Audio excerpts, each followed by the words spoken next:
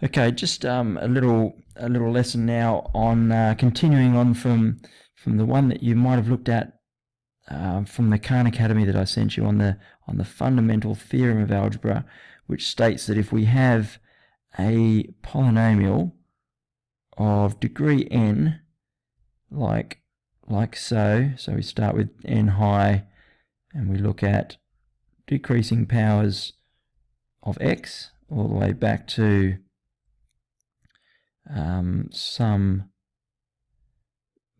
well, actually it stops at k, doesn't it? Kx to the naught, or just k.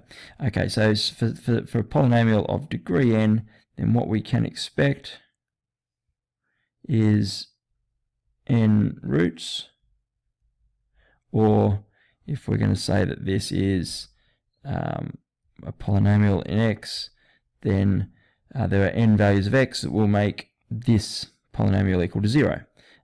So that's why they're called roots or zeros. It means the same thing. Okay, so there are n solutions. Now we also talked in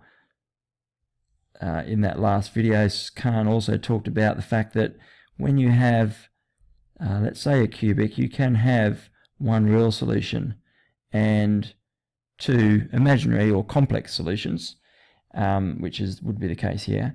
And for every complex solution, there is a conjugate pair. So imaginary or complex solutions come in pairs.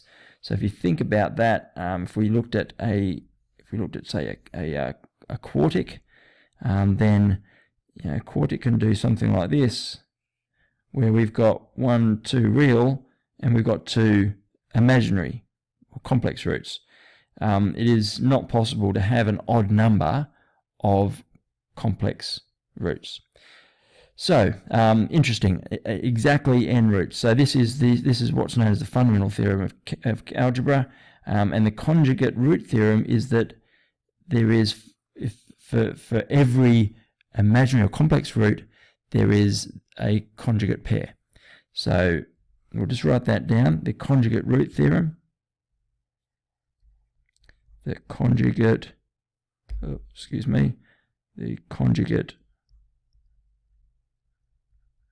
root theorem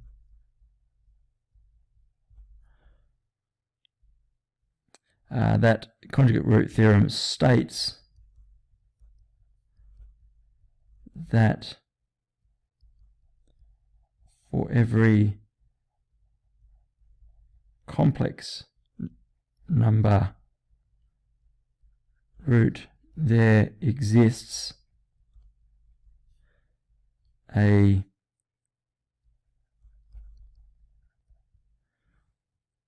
conjugate partner. It's a partner root. They go in pairs. So the complex roots, they come in pairs. So you can only have even numbers of them.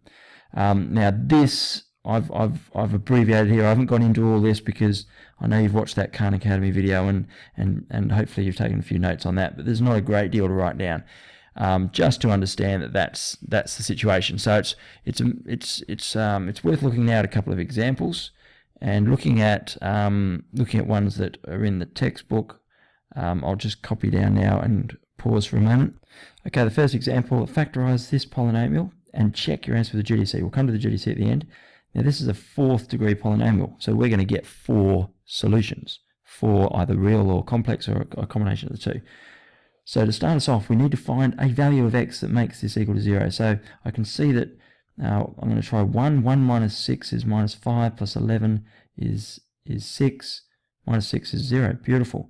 So since f of 1 is equal to 0, I know from the factor theorem that x minus 1 is a factor. So therefore, I'm going to do my long division on that. X to the 4 minus 6x cubed plus 11x squared minus 6x. All right, and off we go. X minus 1 is a factor. X into x to the 4 goes x cubed. So I got x to the 4 minus x cubed here. And so I end up with minus 6x cubed bring down them plus 11x squared minus 6x squared minus 6x cubed plus 6x squared. You can see we're just rifling through this. 5x squared minus 6x here.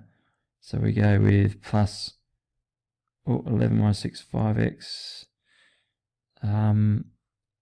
Yeah, I thought I made an error. Look at this, minus 6x squared. You should have said something minus 6x cubed minus x cubed is minus 5x cubed here. It's going to change that all around.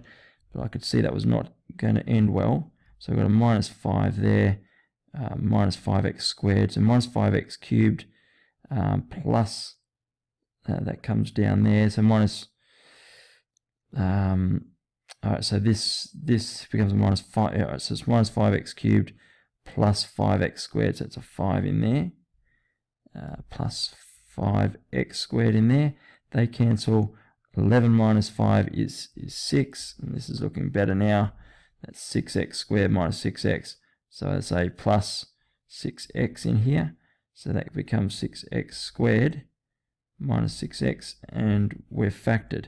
So, wow, I should have thought of this before though. X goes through the lot, so I can take x out of that also.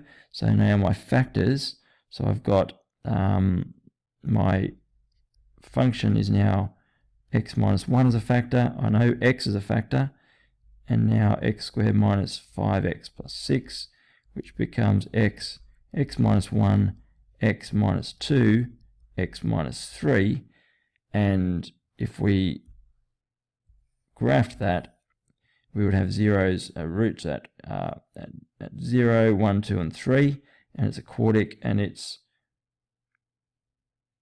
concave. Sorry, it's going to end up going that way. So 3, 2, 1, 0, and that is what we have there. There we check on the GDC, and that's how it looks. So excellent. That's example 1, and we just needed to find that initial root. We could have taken an x out. We saw that x minus 1 was a factor, long division, and off we go. Just pause for the next example. Okay, example 2 is a quintic. So we're looking for 5 roots now. But look at this information here. Look at this, multiplicity of 3. So we've got that, that 2 is a 0, and that it's got a multiplicity of 3. What that means is there's a triple factor at 2. So what we've got, we know that 2 is a 0, so x minus 2 must be a factor, but the multiplicity of 3 means it's a triple. So that's a factor. X minus 2 cubed, x minus 2, x minus 2, x minus 2 just keeps going into it. Then I've got a quadratic outside of that. We need to be able to work out what that quadratic is. So we can expand this and divide it through long division style, or we can use our synthetic division. And I'm going to do that on this occasion. So remember, synthetic division is that we write out all these coefficients here. So 1x5 minus 4x to the 4 minus 3x cubed, 34x squared, minus 52x, 24. And we run 2 through it. So we just keep running 2 through it, and we'll do that 3 times and see where we get. So the 1 repeats there. 1, 2 is 2. We add these up. Remember, that's minus 2. Minus 2 2s are minus 4. We add these together to get minus 7. Minus 14, we add them together to get 20. 40 we add together to get minus 12, minus 24 we get 0. Beautiful, we expected that because we knew 2 was a factor. So now this is a quartic, isn't it? x4, x3, x2, x1 constant. So I'm going to carry that down, draw a line there so you can see the end of that one, and a continuation of this one where we now do 2 again. So the 1 carries down there, 1, 2 is 2. That gives us 0, 0, 2 is a 0, minus 7 plus 0 is minus 7, minus 7 2s are minus 14, 20 minus 14 is 6, 6 2s are 12, is 0, and so we are left now with, after 2, we've got cubed, no squared, x plus 6. 2 is going to go through again. So the 1 carries down. 1 carries down here. 1, 2 is 2. We add those 2 together. 2 2s are 4. Minus 3 goes there. Minus 6 gives us 0. So at the end of all that, we are left with a quadratic x squared plus 2x minus 3. So what we've got out of all this is that my function of x is equal to x minus 2 with a multiplicity of 3 by x squared plus 2x minus 3, which is going to be factorized right back, taking note that it says factorize fully, right back to, what's this, x plus 3 and x minus 1. So there's my full factorization. Let's have a look at the picture of it on our graphics calculator. So I want a new graph, not on the same one though. So let's go back in here, choose a new graph, and type in x to the power of 5, just pausing. Okay, so now you can see it factored to the triple on 2, and the others were at minus 3 and 1. So let's go back. Minus 3 and 1 is just single roots, just go straight through, and we've got a triple on 2. So we've got this little shimmy through 2, this little curve through 2 like that. That indicates that that's a triple root. So there's the graph of it, and that backs up what we did algebraically here. Okay, we'll have a look at conjugate, the conjugate root theorem now, and an example from the textbook, which I'll write down. Okay, we've got a cubic polynomial here. We know that their fundamental theorem of algebra, there are going to be 3 solutions. Here's one of them, 4 plus 5i. Now I know from the conjugate complex, from the conjugate root theorem, that for every complex number root, there exists a conjugate partner. The conjugate partner. So for each, that's a bit of a mouthful, isn't it? For each complex number root, so complex number solution, there exists a conjugate partner. So they come in pairs. So I'm told here that 4 plus 5i is a complex zero of this polynomial. So I know therefore 4 minus 5i is also a complex root of fx. What we're going to do is we're going to say 4 minus 5i is a complex root of fx. So x and 4 plus 5, so x minus 4 plus 5i, right, by x minus 4 minus 5i. So there's 2 factors of the 3. I know I've got 3 zeros, I've got 3 factors. So there's 2 of them. Now if I multiply these out, so I've got this results in my 4 plus 5i, 4 minus 5i, but if I multiply this out, then we'll see what we end up with. We end up with x squared. Now what have we got here?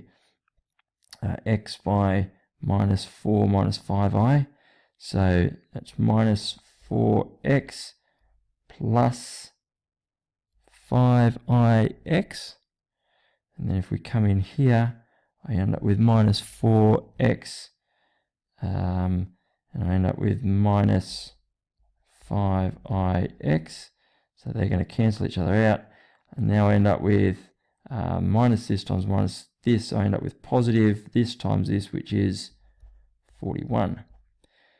So I end up here with x squared minus 8x plus 41 as a combined factor. Now I need to find out the other factor, so dividing this function, this cubic, by this quadratic, and that should get me there. So if I set up now a long division, x cubed minus 6x squared goes in here, minus 6x squared plus 25x plus 82, and x squared minus 8x plus 41 out here. Then I get x in here to get my x cubed minus 8x squared plus 41x, minus 6x minus 8x, that's 2x squared, 25x minus 40, that's minus 16x plus 82, so that'll just be a plus 2 there to get me my 2x squared minus 16x plus 82, so that's all good, that's come out to 0. So my other factor is x plus 2, so therefore find all the remaining zeros, so the other zeros are Therefore, other zeros are, what did we find out? We got 4 minus 5i and minus 2. Because I found out here that x plus 2 is a factor, so minus 2 is the other zero. Okay, we can now proceed. Exercise 3L and exercise 3M from page 133. Okay, I'll see you soon.